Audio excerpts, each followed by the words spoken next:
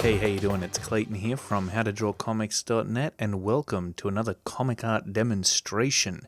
In this video, I'm going to be continuing on with Goliath, a comic book character that I created for Rob Arnold's Replicator series. Now, at this point, for the most part, Goliath is complete as far as his final line art goes, at least for this first initial concept that we've done up on his character sheet. We've got the major outline placed in there, we've established the primary core shadows, and we've also added in the rendering as well. So there's a lot of depth and dimension going on within his design at this point. And we're going to leave him at that for now and move our focus over to the miniguns that are attached to his forearms.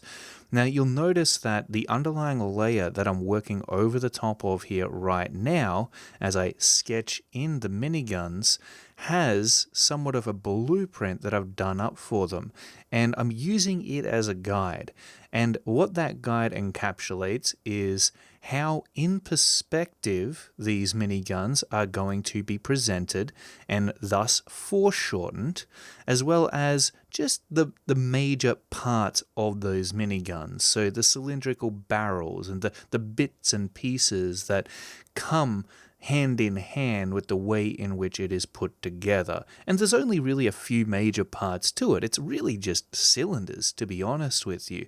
And being able to, of course, capture those more rounded contours is going to be fairly difficult, but even more so, just getting it set up within the correct perspective in a way that looks right is and was the biggest challenge, and that's why I put the time into creating this blueprint for the miniguns in the first place. Without that, I would be stuck in the mud. It would be very, very difficult to kind of sketch in the final design that I wanted to go with for these miniguns, yet at the same time try to figure out all the foundational aspects that needed to be considered as well. So I can kind of forget about the fundamentals for a minute and just focus on, I guess, getting the other aspects, the other finer details that I want to incorporate into the ultimate representation of these miniguns down onto the page. But one thing that I didn't do during that initial blueprint setup is get the ammunition placed in. And you can see there that I was struggling a little bit, just sketching it in there. I was keeping it rough because I was messing it up a lot. I know that I'm not always going to throw down the perfect contour each and every time my stylus hits the tablet. It does take some adjusting, some experimentation, exploration, and I already know that. I prepared myself to mess up, to fail, which often just needs to happen in order to get to the most ideal outcome that I could possibly hope for within my artwork. For me, it's less about success and more about failing on the way to what the destination will ultimately be. The journey is full of lots of dangers along the way. That's lots of ways in which you can mess up throughout the production of a comic book illustration or a character design such as this. And I think that you've just got to brace yourself for that. You've got to be prepared that it's not going to be smooth sailing the whole way through. And one of the reasons as to why I'm really trying to get the point across in regards to that is because oftentimes, especially when you're a beginner artist, that can be very discouraging. You know, you try one thing, it doesn't work out perfectly the first time you attempt to do it, and it can really throw off your confidence, especially when you thought it was a really great idea, where you thought you had it in the can and it was going to be done and dusted. But unfortunately, it rarely works out that way. Yes, you have happy accidents, but still they are accidents, and usually it's difficult to be able to 100% plan for them to happen. Because they're accidents, right? And then if you are setting out to do something intentional and then it doesn't go the way that you want it to, well, that's going to be riddled with screw ups along the way as well. And so, you've just got to make sure that you've got the kind of mindset in place that allows you to push forward regardless of all of that, regardless of how many times you may mess up along the way. You've got to be brave as a comic book artist. You've got to be brave enough to make those mistakes in order to come up with the best possible outcome for your artwork that you can. And, all that pain and all that turmoil along the way, all those times that you made a mistake, but you took the time and you put in the energy to fix it and adjust it, tweaking it ever so slightly until finally you got what you were after and it looked fantastic on the page, that's going to pay off in a huge way, and you'll be so glad that you stuck with it. So never, ever, ever give up.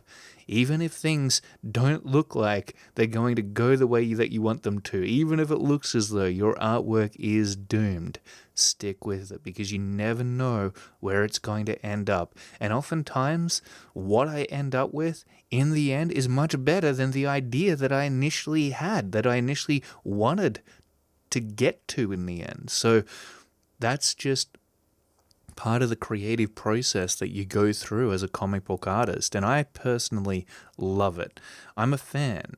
For me, I guess I've always been someone who likes to plan a lot. I love certainty. I like to know where things are headed, where things are going, and I really do try to work out all the little itty-bitty details that I'm going to take note of in order to get there. But in all honesty, if you want to know the truth, that kind of makes the process to getting there a bit of a bore. When you know everything that is going to happen and it's been planned out to the T, and you really don't have any room left to be creative, to maybe work towards something where the destination that you're headed toward is a little bit more ambiguous, it does take the fun out of it a little bit. I'm not going to be afraid to admit that. And so I do have to fight with myself a little bit and say, hey, Clayton, you can only plan this out so much, and it's only going to be as close to that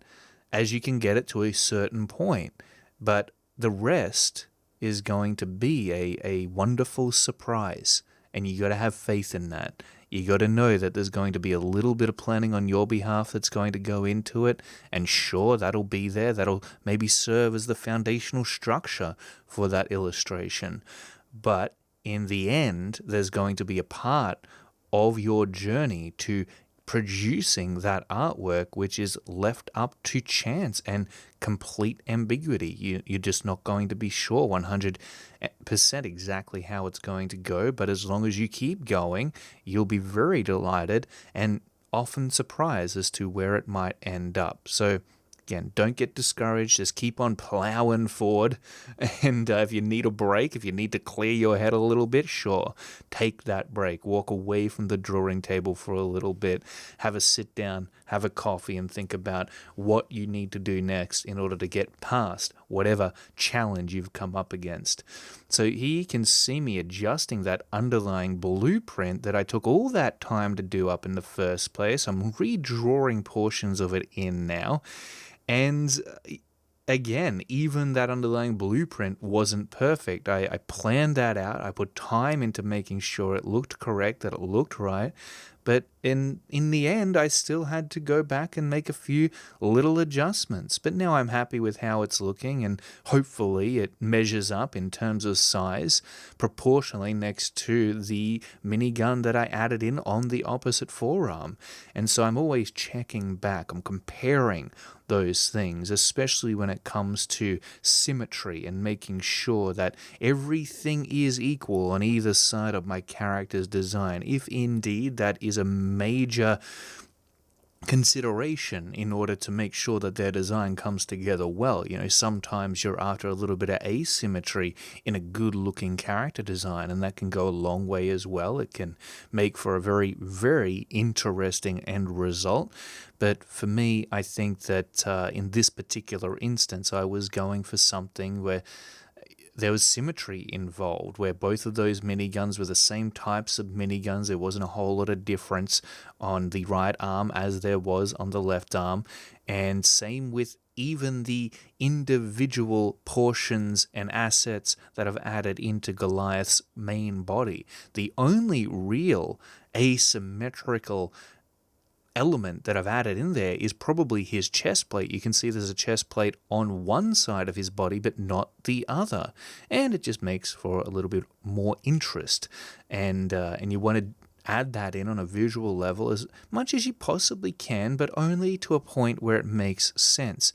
If you're making changes and you're adding in little additions to your character design that look cool, but maybe don't make a whole lot of sense, you just want to be careful with that. Yes, they might look cool, but do they look cool enough to make sure that your character design overall isn't going to be completely thrown off balance? All right, so you can see me here adding in little, I guess, design experiments to the minigun. I do have a few references set up on the monitor next to the main one that I'm working off of here, just to, again, give me some ideas. I've never used a minigun before, very obviously. I've never seen one in real life, and maybe that would have been pretty darn handy, a handy experience to have had when it came to designing these miniguns for Goliath. But I had to kind of make it up as I was going, just based on the reference material that I'd collected from the internet. You can find a lot of reference material on the internet. As you know, you do a quick Google search for minigun and you'll have all the references that you could ever want to be able to draw one. And then you want to get a little bit creative. Like, I wasn't entirely sure exactly how these miniguns were going to connect to Goliath's forearms, how they were going to move. Would they move with his forearms or would they move independently? And you can see there that I opted for something in between, I guess. They do move with his forearms, but they're kind of attached to this ball joint, and so they act as an extra arm besides the ones that he has already got. And I'm guessing, at least what I'm suggesting visually, is that they can point in any number of different directions to kind of help Goliath shoot down any hostiles, any enemies that might come up against him.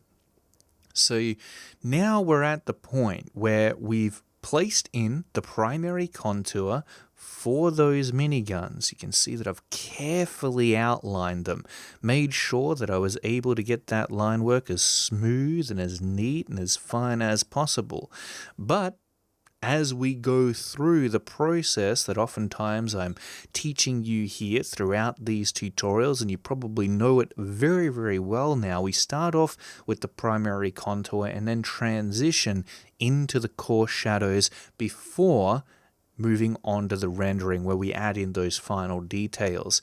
And here is going to be a very interesting exercise in material rendering. You can see that as I place in the shadows, there is a major coarse shadow and then a secondary shadow, creating a very reflective aesthetic for the material that coats these miniguns. I want them to look metallic, chromium, okay? And so in order to get that shiny effect to come across, my plan is to make sure that I've got that core shadow placed in on one side of the cylindrical form that these miniguns are made of, and then leave a very subtle, a very thin highlight along the darker side of the form as it turns away from the primary light source. And what that is going to be is somewhat of a reflection, a secondary light source, which is caused primarily by the reflective surface that the minigun is made of.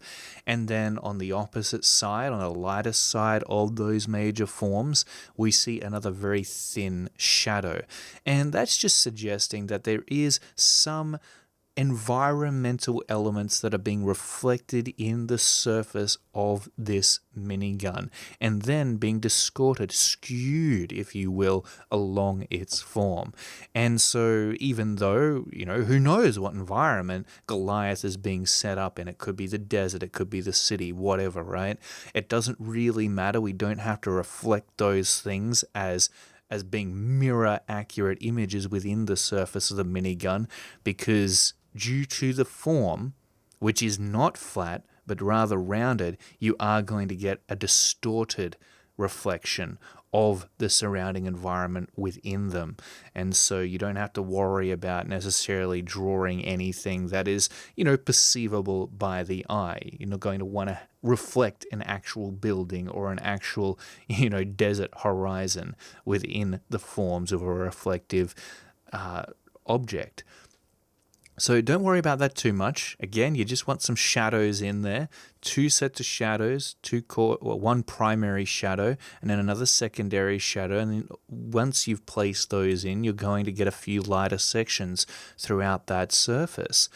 And you can see I'm outlining the shadow first. I'm trying to get a good, solid, interesting shape for it before I fill it in there. And I guess I'm adding in somewhat of a sleek, almost liquefied or liquid-like shape to the major contours that are going to create the silhouette of those shadows. And, there's a little bit of wobbliness to it. And I want to make sure that's there just to, I guess, get a bit of a shimmery looking effect to the surface. You don't want it to be 100% neat and tidy all the time. You do want there to be a certain amount of organicness, organic appeal, I guess I'd call it, to those shadows. And now I'm going in there and I'm starting to add that rendering. Now, because we are dealing with a very shiny chromium surface that is coating these miniguns, the transition between the lights and the darks, those pure black shadows and those pure bright highlights, we're going to have a very thin transition. It's going to be a stark transition. And I mentioned this in the previous video. When it comes to rendering form, you really want to think about the material that you're dealing with for that form. Because if it is reflective, it is going to change very dramatically in the way in which it picks up light and bounces it off of its surface. And same deal with when you're working with organic forms, such as, for example, Goliath's body. You can see there that he does not have a chromium-coated body, that it is very matte. It collects a lot of the light rather than bouncing it off, at least in comparison to the chromium that we're dealing with for the miniguns, which is bouncing off a heck of a lot of light. In fact, it's bouncing off the surrounding environment that it is in. And so again, that means that you're going to be dealing with a different blend range, a different width for the amount of tonal transition that you're going to have to add in with that rendering between the shadows and the highlights. Now, I like to keep it thin. Sometimes I will draw in a few more hatches just to smooth out that tonal transition. You really have to use your own eye and figure out for yourself, well, what kind of chromium do you want to go for here? Because not all chromium is going to reflect in the exact same way. In fact, sometimes it's completely different color, and you may want to reflect that color within the rendering by toning down or up the overall value of said rendering and what those hatches are coming together to create. Now you can see that the hatches are extremely fine. They're super thin, and in order to be able to drop them in there along such a distanced trajectory, and you're going to have a steady hand. I'm not using any third-party tools here to get those lines ruled in. It's all freehand, and I have since learned about the wonderful and incredible rulers that you can use within Clip Studio Paint. And I gotta admit that I wish I knew about them earlier, because I would have used them here, of course. But still, you know what? I think that there is something to be said about going freehand all the way anyway. There is just a little bit more life to the line, a little bit more energy. And I think that that comes from the fact that it's not 100% perfect. So maybe being too perfect isn't going to necessarily serve your art in the end. Maybe just doing the best that you can freehand is precisely what you need to practice, because the more you do it, the better you're going to get at it. That was always what I was paranoid about when it came to depending on the easy, convenient tools that were included in these drawing applications that would allow you to draw a straight line without even thinking about it, without even really needing to have a steady hand whatsoever. You just draw the line out, didn't matter what direction it was going in, it would be straight. And yes, some applications allow you to do that, and it is awesome, but it doesn't really allow you to be able to develop that manual skill set to be able to draw a line that is straight, has a minimal amount of wobbliness, with a steady hand. And so rather than depending on those inbuilt application tools as a crutch, basically, I would rather try to develop the skill set on my own and then use them only when necessary. Maybe, for example, to make sure that I reached a deadline, because it does take a little bit of time to sit there and draw a line out, maybe multiple times, to make sure it's 100% straight. So now here, what I'm trying to do is just indicate the form and the way in which certain planes within that form are facing away from the light and picking up a little bit more shadow, or at least a darker level of tone. And the way in which I capture and depict that tone on the page is I just lay in those hatches across the entire face. You can see me there working on the ammo barrel that is attached to the side of the minigun, and you can see that the front of it is just completely filled with hatches. That's totally fine. That's where you're going to be able to use your cross-hatching abilities to depict certain planes as being completely drenched in shadow, or at least not entirely facing toward the light. Alright, so now we're moving on to the other minigun. Once more, we're throwing in those hatches. And as I said, they do take a little bit of practice, and after all the big, intricate illustrations I have done over the years, I guess I'm not afraid to admit that I have picked up a knack for just adding in these hatches. Now, if you want to get a long, lengthy hatch drawn in extremely fine along the length of your form, as I said, it's going to be difficult to do. But the best advice that I can give you is to draw using your elbow rather than your wrist, because your wrist only has a certain amount of movement it can make before that line is just going to end. You don't have the breadth there in order to be able to draw it out without using your elbow. So if you can swivel on your elbow and keep your wrist straight as well, what you will find is not only are you able to draw a line out for a much longer distance, but it's probably going to be a lot straighter as well. So it's definitely worth practicing with that little technique in mind, that little tip that I've just given you, and you'll notice an immediate difference.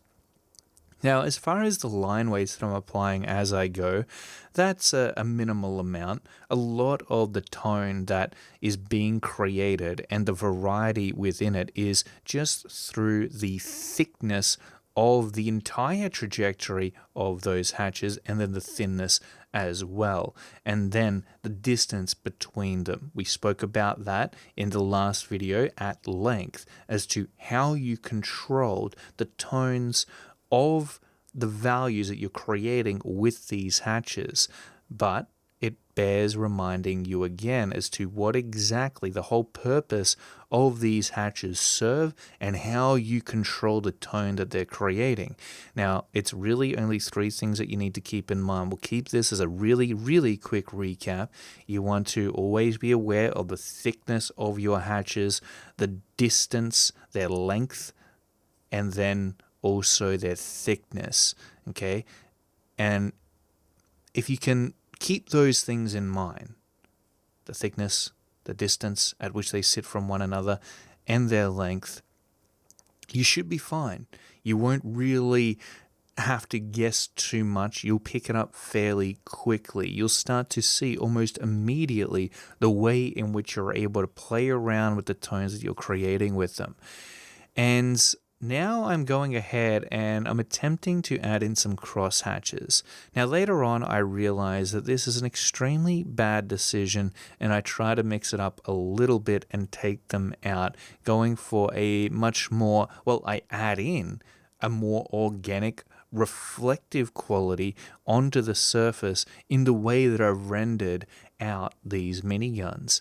And so, you know, you gotta sometimes reflect a little bit on whether or not the decisions you're making along the way are going to work out well in the long run. Once more, this is going to be another big time-consuming mistake that I'm making, and in hindsight, of course, it's torturous to look at, and I don't always 100% know what I'm doing, but I try and I give it a shot.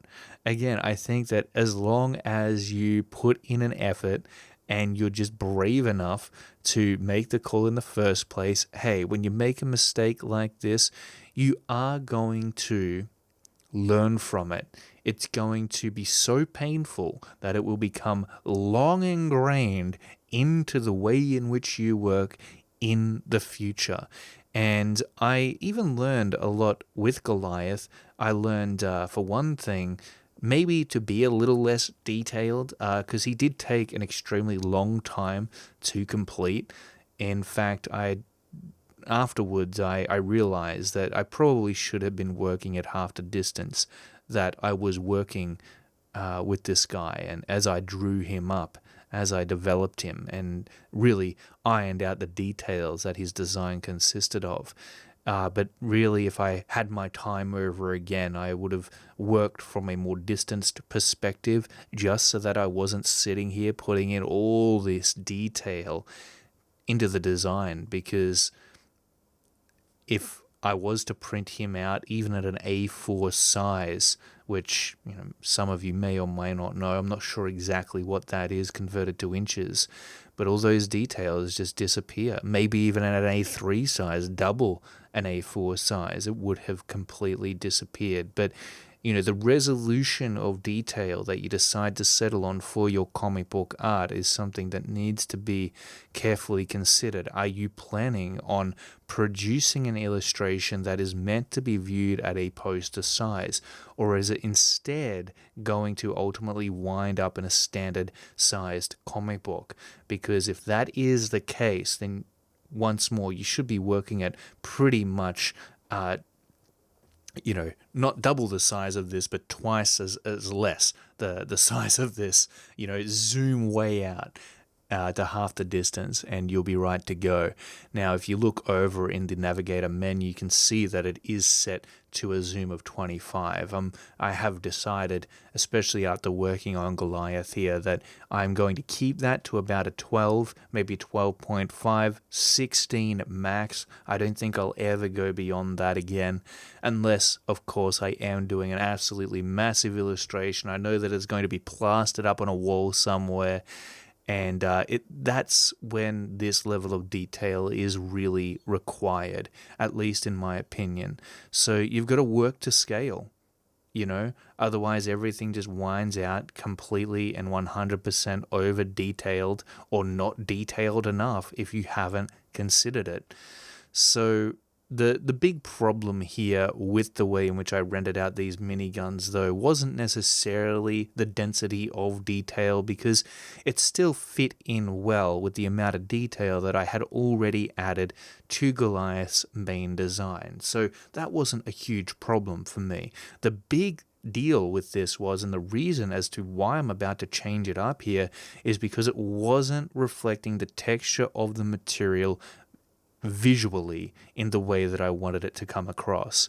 And it was lacking that chromium. Like, this doesn't necessarily look metallic to me, at least not a highly polished metal, the highly polished metal that I was after for the miniguns. And so I decided to change it up. Now, this was only something that bothered me, probably. And if I had released it as is, if I put this comic book design out there for Goliath, it would have been absolutely fine, and no one would have noticed the difference. But for me, in order to be satisfied with this character design, with this concept, I had to make sure that I went back and I made the right call for me in order to make sure that it was envisioned and realized in the way that I wanted it to be. So, you've got to figure out exactly how much time you've got to work on these things. Maybe if Rob, who I did this design for, wanted it done faster, I wouldn't have been able to have the luxury to go back and make such a big change like that. And look, at least it wasn't a major issue. Like, I didn't have to redo completely the foundations of the gun. I didn't have to retweak anything majorly on a fundamental level at this point. So once you detailed your illustration to such an extravagant level of complexity, of intricacy, that's when you really have to consider, all right, if I'm going to make a major change here, is it really worth it? Because you've already committed a ton of time. You've already dedicated a massive amount of energy to getting it as far as it has come. Is it really worth going back and then having to do it all over again? Are you going to be motivated enough for it? Is it justified for you to make such a significant change? So not only have I erased the rendering, but I've also gotten rid of those coarse shadows completely, right? Now you might be watching this video thinking, Clay, are you crazy? Why would you do that? And I am a little bit crazy. A lot of the time when I completely redo something like this, whoever has been following the progress of my illustration, whether it be my client, Rob, or, my friends, my close friends who I've previously showed the work in progress to, and I completely backtrack in such a massive way, they'll be like, dude, it looked fine. It was absolutely good as it was. Why would you do this? And I find it hard to explain to them, of course, but I am much happier with the way in which it ultimately ended up turning out. And I guess that satisfaction is something that I seek within my work. Otherwise, for me, it's just a waste. And I would always see those areas that I wanted to adjust, that I wanted to improve in the final version, but never, I guess, got round to adjusting, never went ahead and tweaked.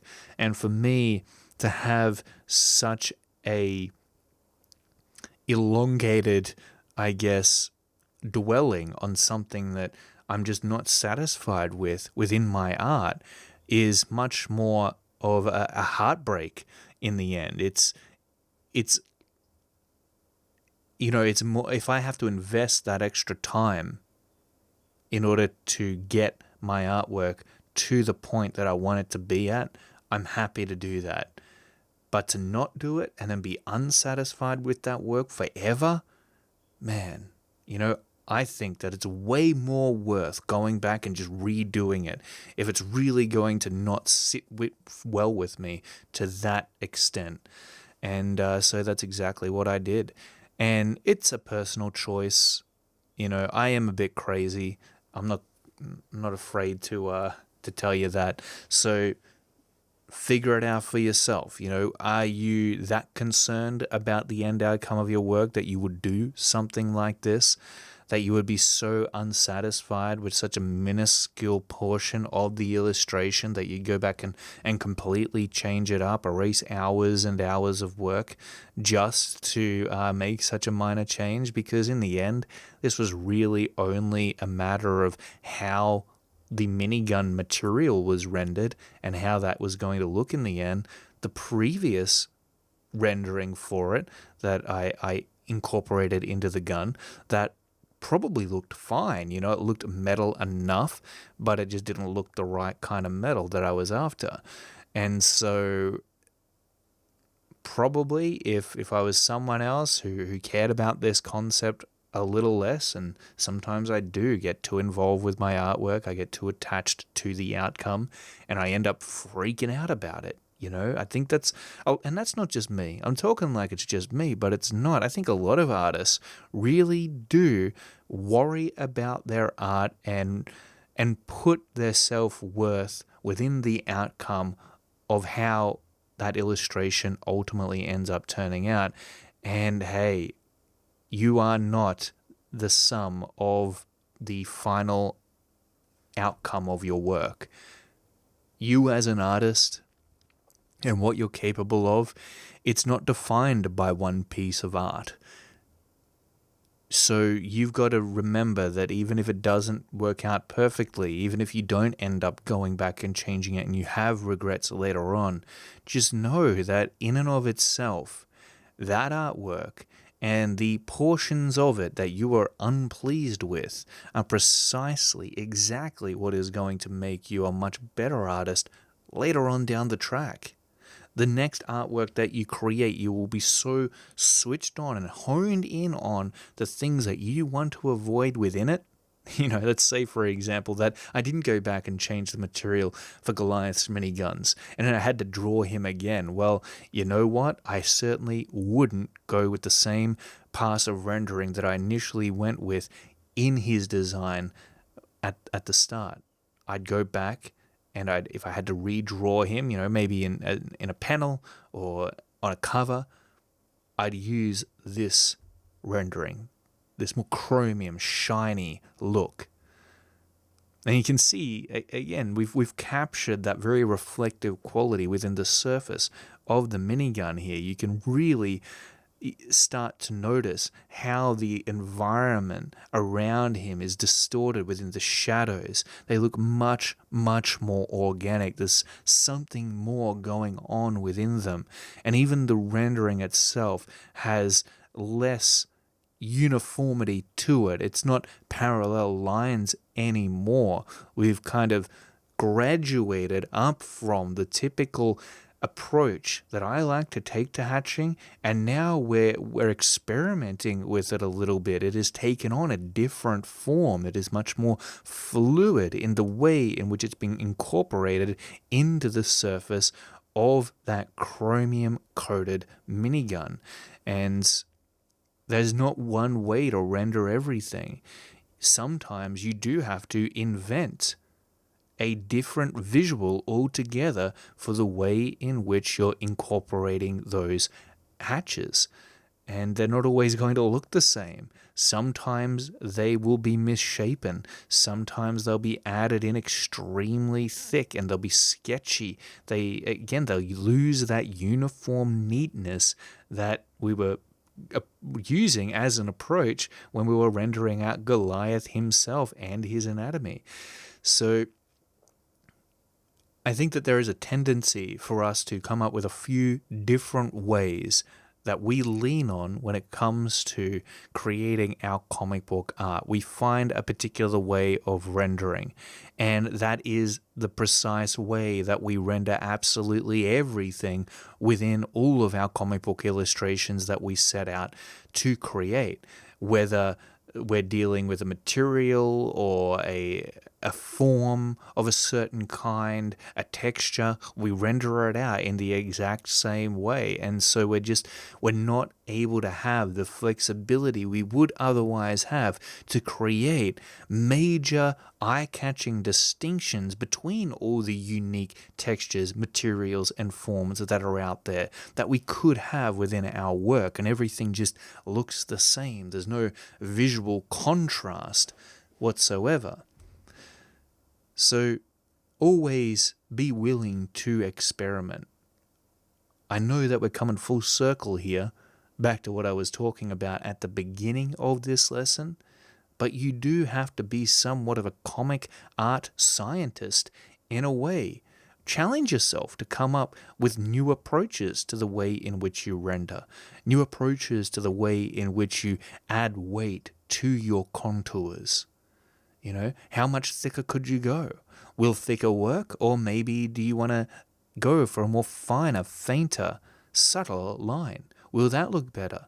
If you combine that with the way in which you render and the amount of shadow that you typically incorporate into your work. It's not just the way in which one aspect of your comic art training is going to benefit your illustrations. It's all of it in combination with one another. The contours, the shadows, the rendering style that you go for, and then even on a subjective level, what it is that you're depicting. You can see me adding in a few little texture details now in around the minigun, just on its surface, just to make it a little bit more grungy. We don't want a brand new looking chromium minigun. No, no. We want one that looks a little bit worn and torn, because Goliath here has been in a few battles. And even if he hasn't, I think that those texture details, as subtle as they are, do add a little bit more realism to the overall design that we've gone with for his firepower there. And as if this character couldn't be badass enough. I mean, he's massive, he's huge, super jacked up, muscles on top of muscles. His skin is made of rock or stone or some other extremely hard material. And then on top of it, he's got miniguns attached to his freaking forearms. So he is a formidable force, you could say, old Goliath here. And he was certainly a fun character to create. I had a lot of pleasure jumping into the design for him. I love drawing big muscles. I love drawing massive guns, and especially the mechanical asset that I've incorporated into his design across his body. That was really the cherry on top for me, I gotta say. But now we're moving on to the other gun on the opposite side of his body, and we're doing the same thing. We're repeating the rendering process for each of them. And now that I know what I'm doing, I can kind of look back at the rendering that I incorporated into the gun, the new version of rendering, and I can replicate that in this one. And it is going to go a little bit faster for me. You know, the experimenting is over. I know exactly what my approach is going to be. I have somewhat developed a technique for myself, an approach to these chromium-coated miniguns.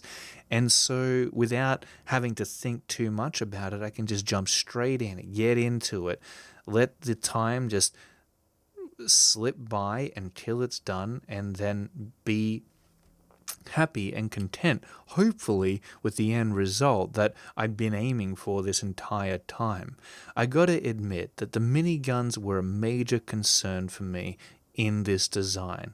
It was extremely difficult, probably even more difficult to draw them than it was to draw Goliath himself. You know, I know characters. I know their anatomy. I have had a lot of practice working with organic forms such as muscles. I've even had a lot of practice working with mechanical assets. And, you know, even the mechanical armor throughout Goliath's body that I've placed in there, even that in a way is somewhat organic. You know, we're dealing with a lot of rounded, hard surfaced plates, I guess, that those mechanical portions of his body, those armored areas, are made of. But then we get over to the miniguns, and you know, they're a lot more technical looking, a lot more almost mathematical in order, and to get them drawn up in perspective and foreshortened properly, to get them proportioned to Goliath and in comparison to one another was just one heck of a headache. And I guess if there was one thing that I'd be worried about drawing again, if I did have the opportunity to illustrate Goliath once more, it'd be the miniguns, not Goliath. It'd be those miniguns. And they took much longer than I wanted them to as well. I mean, I was probably sitting here working on these miniguns for just about the same amount of time as I was rendering out his entire body. So, again, it was probably the most difficult aspect of his entire design overall. Why did I add them in there? Because specifically Rob requested those miniguns to be incorporated into Goliath's design. You know, that's one of the major characteristics of who he is. He's not just a big muscly dude, but he's got these miniguns that, you know, he also uses, I guess, to make sure that his enemies, the hostiles that might come up against him, are well and truly wiped out of existence. As I said, this guy is majorly overkill as far as a character design is concerned. But I do love designing characters, and I really am impressed with the way in which Goliath ended up turning out. And I think because I had put so much time and effort into rendering out his major design, and getting it to look good, I wanted to make sure that the miniguns that I added onto his arms didn't do a disservice to all of that. When you've taken one aspect of your illustration, of your character design, to such a level of expectation, you want the rest of it to also be upheld to the same degree. And that's why I did go back and forth on these miniguns and really get a little bit precious with them, I guess. And I shouldn't be so precious with my art. It certainly causes me not to be able to do as much of it as I probably could, because I'm dumping all my time into this one character design. Maybe I could have, if I had been a little less perfectionist about it, maybe I could have drawn up like 10 other characters in the same amount of time. So it's always a balance. And I guess when all is said and done after the illustration, and you've got that time to sit back and look at what all your time and energy has resulted in, it is good to just think about, what could I optimize next within my approach? Where could I take my style in the future in order to get the same level of quality within my work captured there on the page, but also to get it down on the page faster so that I can draw more, so that I can create more? Because any comic book artist is going to have an endless amount of ideas flooding into their mind each and every day. And even the fastest comic book illustrators aren't going to have the time to execute all of them. So it's something that we have to weigh out for ourselves and really consider, what are the most important things that we want to achieve as a comic book artist? What matters most to us? Is it drawing a perfect image every single time? Is it just getting our ideas out there into the world? Because in the end, that's kind of what matters the most. So now I'm done. I'm done with these miniguns, and I like the way they look. But now it's time to move on to, I guess, the other component to the miniguns that I was also dreading, which is the ammo belts. Now, these ammo belts were a total headache to do up. I, just like with the miniguns, went through a lot of trial and error to get them looking right. And you can see me there just erasing them back, trying to get that thickness to look correct, figuring out how wide and how long each bullet needs to be. Just like with the miniguns, I had a lot of reference material for the ammunition that miniguns actually used, and I was constantly looking back and forth at them, making sure that I was getting those drawn up on the page as accurately as I possibly could.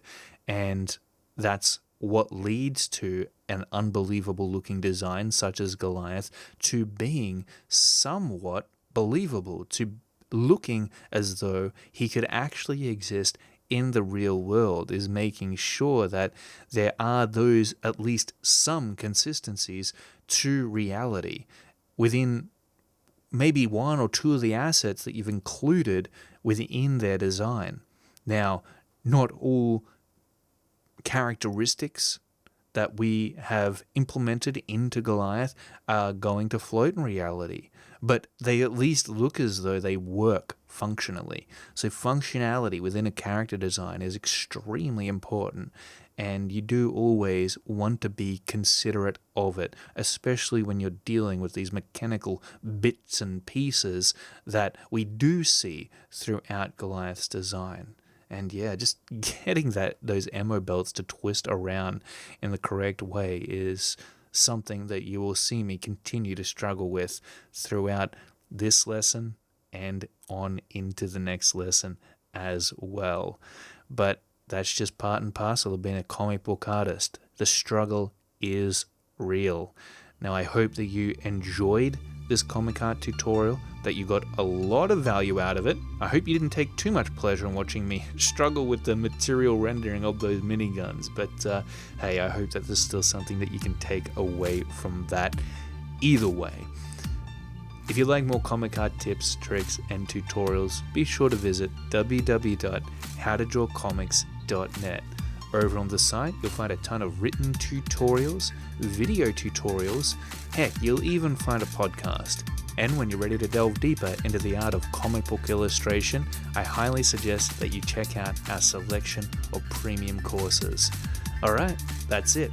Until next time, keep on creating, keep on practicing, and I'll see you in the next video.